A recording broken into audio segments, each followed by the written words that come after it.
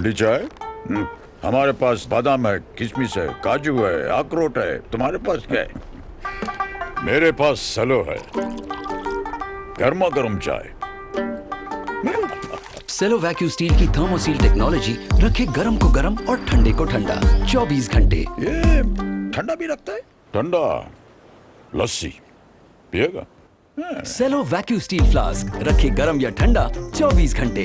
हरिहंदणं नमो सीताणं नमो आयर्याणं नमो वज्रायणं नमो लोये सब्बसावणं येषु पंचनमकारो सब्बपावपणाशनं मंगलानं च सब्बे सिंह पद्मं हवै मंगलं मंगलं भगवान् वीरो मंगलं गौतम प्रभु मंगलं शूलभद्राद्या जैनो धर्मोऽस्तु मंगलम् अंगूठे अमृतवसे लौकिकना भंडार श्री गुरु गौतम समरिये वांछित फलदाता ज्ञानदान क्रियाशील तपस्यागे सुरेखा भक्ति सूर्य आचार्य प्रेम सूर्य आचार्य जयंतु जैन शासने अज्ञानदं निरंदानां ज्ञानाञ्जन शलाकया नेत्रोन्मीलितव्येन तस्मै श्री गुरुवे नमः तस्मै श्री गुरुवे नमः तस्मै श्री गुरुवे नमः।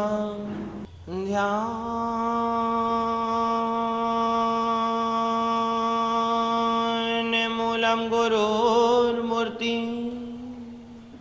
पूजामूलं गुरुर्पदम् मंत्रमूलं गुरुर्वाक्यं मोक्षमूलं गुरुकृपा। जिया जिया सदा जिया प्रेम सूरी महामना सौम्यमूर्ति दया पूर्णो जैनाचार्यो वरप्रद।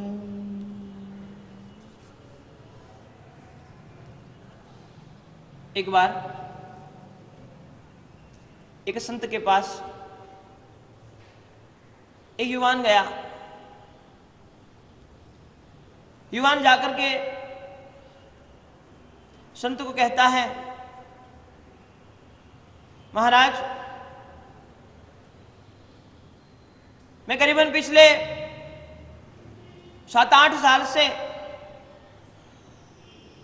3 सवालों के जवाब ढूंढने की कोशिश कर रहा हूं। कई संतों से मिला, कई साधुओं से मिला, कई महात्माओं से मिला, कई सज्जनों से मिला, कई पंडितों से मिला, कई विद्वानों से मिला, लेकिन फिर भी मुझे आज तक संतोषजनक उत्तर मिला नहीं है।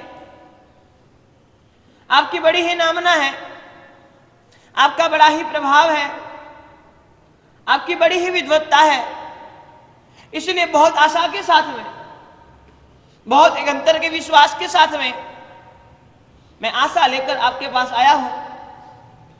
कृपया आप यह 3 प्रश्नों के प्रत्युत्तर हो सके तो मुझे देने की कोशिश करें। संत ने बताया, ठीक है, बताओ आपके प्रश्न कौन से हैं। युवान ने बोल दिया, महाराज मेरा सबसे पहला प्रश्न है कि दुनिया में सबसे महत्वपूर्ण कार्य क्या है। कभी कभार यह हो जाता है,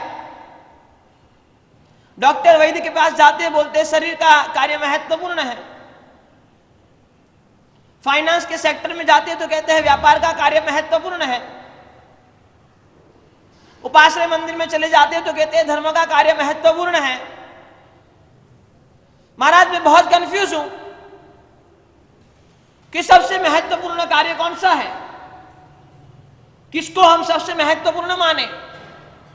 शरीर को प्रधानता दे, पैसे को प्रधानता दे, धर्म को प्रधानता दे, परिवार को प्रधानता दे, योगा व्यायाम को प्रधानता दे, शिक्षा अभ्यास को प्रधानता दे, कुछ पता नहीं चलता है।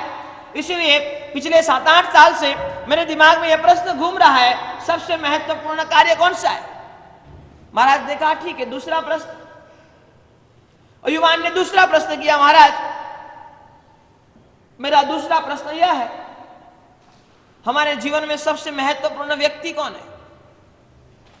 पहला प्रश्न यह है कि सबसे महत्वपूर्ण कार्य कौन सा है, और महाराज मेरा दूसरा प्रश्न यह है, हमारे जीवन में सबसे महत्वपूर्ण व्यक्ति कौन है? किसको महत्वपूर्ण माने? कोई कहता है माता पिता महत्वपूर्ण है, कोई कहता है पत्नी महत्वपूर्ण है, कोई कहता है पुत्र महत्वपूर्ण है, कोई कहता है परिवार महत्वपूर्ण है, कोई कहता है मित्र महत्वपूर्ण है, कोई कहता है सगे स्नेही महत्वपूर्ण है, कोई कहता है सदगुरु महत्वपूर्ण है, कोई कहता है देव महत्वपूर्ण है। महाराज करे तो करे क्या?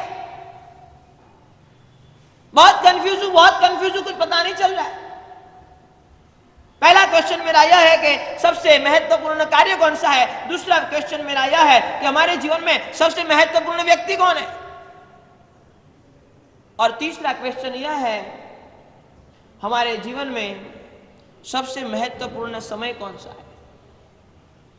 महाराज कभी कभी यह हो जाता है, ऐसा कहा जाता है बाल्यावस्था बहुत महत्वपूर्ण है, कभी कभार ऐसा कहा जाता है यौवन अवस्था बहुत महत्वपूर्ण है, कभी कभार ऐसा कहा जाता है प्रौढ़ अवस्था में अनुभव होता है, बहुत सारी चीजें उसके पास होती है, वो प्रौढ़ अवस्था बहुत महत्वपूर्ण है। कभी कभार ऐसा हो जाता है कि वृद्धावस्था में आप धर्म आराधना कर सकते हो, वृद्धावस्था में कोई झंझट नहीं रहती है, वृद्धावस्था में कोई टेंशन नहीं रहता है, वृद्धावस्था में कोई चिंता नहीं रहती है। तो कभी कभी हो जाता है वृद्धावस्था महत्वपूर्ण है, कभी कभार कहा जाता है सुबह का समय अच्छा है, कभी कभार कहा जाता है दोपहर का समय अच्छा है, कभी कभार कहा जाता है सायं संध्या का समय अच्छा है। महाराज मैं बहुत कंफ्यूज हूं, समय कौन सा अच्छा है? ये 3 सवाल युवान ने कर दिए संत के सामने। पिछले 7 से 8 साल से मैं यही सोचता हूं, सबसे महत्वपूर्ण कार्य कौन सा है, सबसे महत्वपूर्ण व्यक्ति कौन सा है, और सबसे महत्वपूर्ण हमारे लिए समय कौन सा है। संत ने बताया भाई आपके सवाल बहुत सटीक है, करीबन करीबन आज दुनिया भर में देख लिए सबके दिमाग में यही संशय है, महत्वता का पता नहीं चलता, प्रायोरिटी का कभी कभी पता नहीं चलता, और उसके चक्कर में क्या करना क्या नहीं करना उसमें वो फंस जाते हैं, क्या पकड़ने जैसा है क्या छोड़ने जैसा है उसमें वो फंस जाते हैं, क्या हितावह है क्या अहित करने वाला है उसमें वो फंस जाते हैं। इसीलिए आदमी हमेशा कंफ्यूज रहता है। आपके 3 सवाल संपूर्ण योग्य है, लेकिन मैं मेरी मति से मेरी बुद्धि से आपके 3 सवाल के जवाब देने की कोशिश करता हूं। आपने पहला सवाल मेरे सामने रखा कि सबसे महत्वपूर्ण कार्य कौन सा है। मैं आपको यह बताना चाहता हूं, आप जिस समय जो कार्य कर रहे हो वो आपके लिए महत्वपूर्ण है। चाहे आप मंदिर में है तो परमात्मा महत्वपूर्ण है, चाहे उपासना में है तो सदगुरु महत्वपूर्ण है, चाहे प्रवचन का श्रवण कर रहे हैं तो वो प्रवचन के शब्द आपके लिए महत्वपूर्ण है, चाहे व्यापार में बैठे हैं ऑफिस में बैठे हैं तो व्यापार महत्वपूर्ण है, चाहे परिवार के साथ में है तो वो परिवार के साथ का कार्य महत्वपूर्ण है। जिस समय जो कार्य करते हो वो समय आपके लिए सबसे महत्वपूर्ण है, वो कार्य आपके लिए सबसे महत्वपूर्ण है। बहुत सटीक बात है। हमारी दिक्कत यह है, हमारा मन तो यहां होता है लेकिन हमारा तन तो यहां होता है, लेकिन मन पता नहीं कहां घूमते रहता है। हम हमेशा दूसरी जगह की सोचते हैं, जहां हमारा शरीर होता है वहां पे हमारा मन होता नहीं है, और उसकी वजह से जो रिजल्ट मिलना चाहिए, जो आउटपुट मिलना चाहिए वो मिलता नहीं है। चाहे वो परिवार के साथ की बात हो, चाहे व्यापार की बात हो, चाहे वो सदगुरुदेव के पास की बात हो, चाहे वो मंदिर की बात हो, कोई भी जगह पे शास्त्रकार भगवान शांति श्री महाराज साहब भी हम यही बता रहे हैं कि हर जगह हमारा मन घूमते रहता है, घूमते रहता है, घूमते रहता है। इसलिए वसंत ने बता दिया सबसे महत्वपूर्ण कार्य कौन सा है। आप जिस समय जो कर रहे हो वो सबसे महत्वपूर्ण है, उस पर पूरा फोकस करें, पूरी एकाग्रता से करें। और एक चीज समझ लेना, ये धर्म भी अभी तक हमारे जीवन में आया बहुत, लेकिन उसका रिजल्ट नहीं मिला। उसका रीजन यही है कि हमने जब जब भी धर्म किया तब तब एकाकार होके, तब तक एकाग्र होके, तब तक एक रूप होके हमने धर्म की आराधना नहीं की। कहीं ना कहीं हमारा मन भटकता है, कहीं ना कहीं हमारा मन जाता है। शायद से तन से हम यहाँ विराजित है, तन से यहाँ बैठे हुए हैं, लेकिन मन से हम यहाँ नहीं है। इसीलिए शास्त्रकार भगवान कहते हैं कि जो इस समय आप कर रहे हो वो कार्य आपके लिए सबसे महत्वपूर्ण है। संत ने कहा तेरा दूसरा क्वेश्चन है, सबसे महत्वपूर्ण व्यक्ति कौन सा है? और संत ने बता दिया, अभी के समय में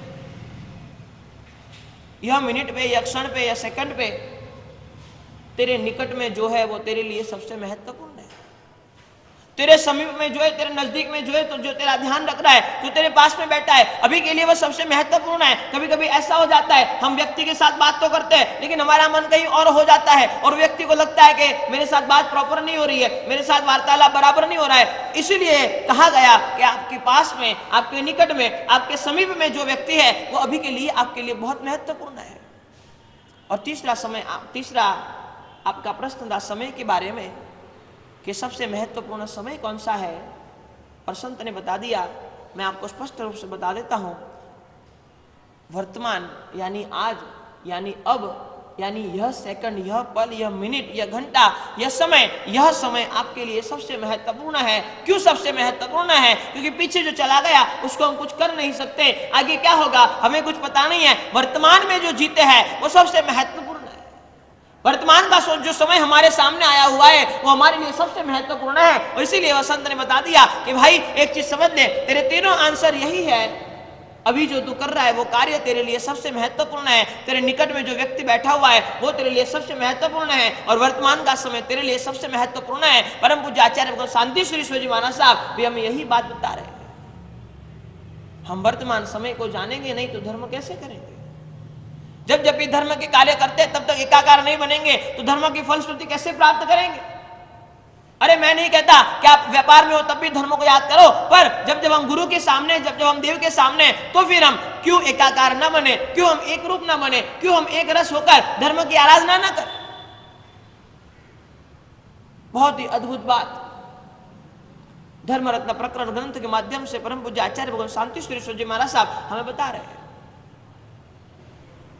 भाव श्रावक के 21 गुण, और वह 21 गुण में चौथा गुण, और परसों तक हम चौथे गुण की तीसरी बात कर रहे थे, इहलोक प्रवृत्ति का विरुद्ध प्रवृत्ति का त्याग, परलोक विरुद्ध प्रवृत्ति का त्याग, और तीसरे नंबर में क्या बताया था?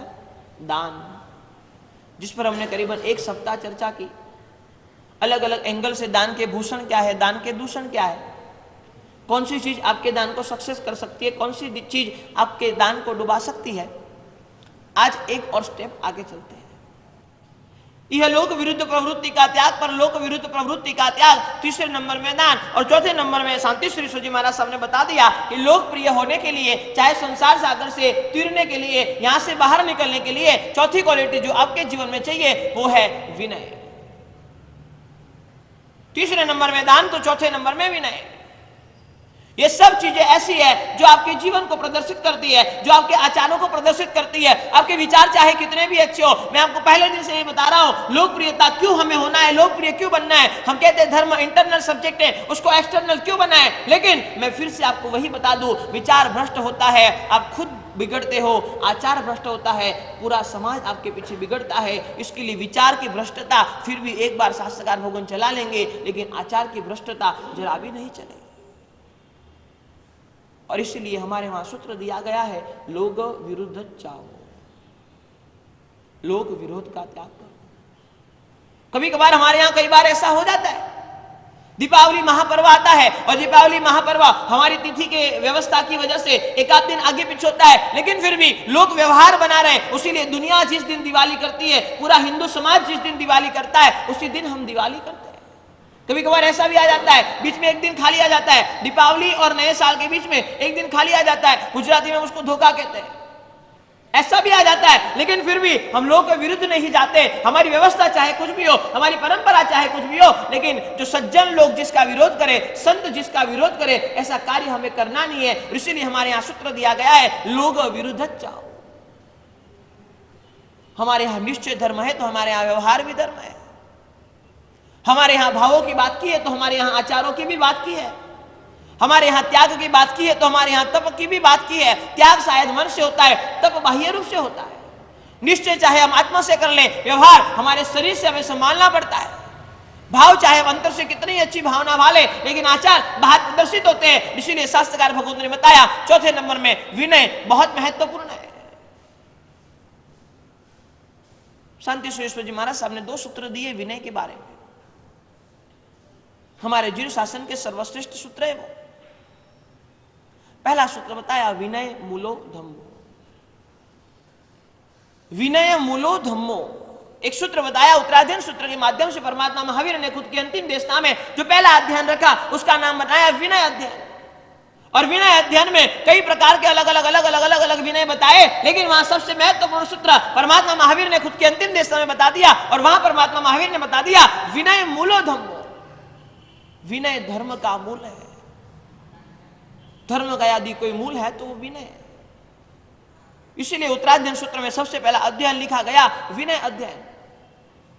बिना विनय आपका जीवन कुछ नहीं है। धर्म के क्षेत्र में चाहे कितनी तपस्या कर लो, चाहे कितना त्याग कर लो, चाहे कितनी आराधना उपासना साधना कर लो, चाहे कितनी क्रिया कर लो, चाहे कितनी परमात्मा की भक्ति कर लो, चाहे जितने प्रवचन श्रवण कर लो, लेकिन जब तक आपके जीवन में विनय नहीं है तब तक सब कुछ खत्म। और विनय का और कुछ डेफिनेशन नहीं है। विनय का डेफिनेशन एक ही है, संसार के सभी जीवों के प्रति रिस्पेक्ट का भाव। विनय का और कुछ डेफिनेशन नहीं है। ऐसा नहीं है कि सदगुरु के पास ही जाके विनय करना है, ऐसा नहीं है परमात्मा के पास जाके विनय करना है, ऐसा नहीं है कि हमारे घर के वडीलों के सामने विनय करना है, ऐसा नहीं है कि माता पिता के सामने विनय करना है। परमात्मा ने विनय की व्याख्या की है, जगत में संसार में जितने भी जीव है सभी के प्रति एक रिस्पेक्ट का भाव, एक आदर का भाव। तुच्छ से तुच्छ जीव होगा, चाहे वो छोटी से छोटी चींटी होगी, चाहे वो मकोड़ा होगा, चाहे तुच्छ से तुच्छ जीव कोई भी होगा, लेकिन सभी जीवों के प्रति आदर और सम्मान के भाव को हमारे यहाँ पे विनय कहा गया है। ठंडी चाय? हमारे पास बादाम है, किशमिश है, काजू है, अखरोट है। तुम्हारे पास क्या है? मेरे पास सलो है, गर्मा गर्म चाय। सेलो वैक्यूम स्टील की थर्मोसील टेक्नोलॉजी रखे गर्म को गर्म और ठंडे को ठंडा 24 घंटे। ये ठंडा भी रखता है? ठंडा लस्सी पिएगा? सेलो वैक्यूम स्टील फ्लास्क रखे गर्म या ठंडा 24 घंटे।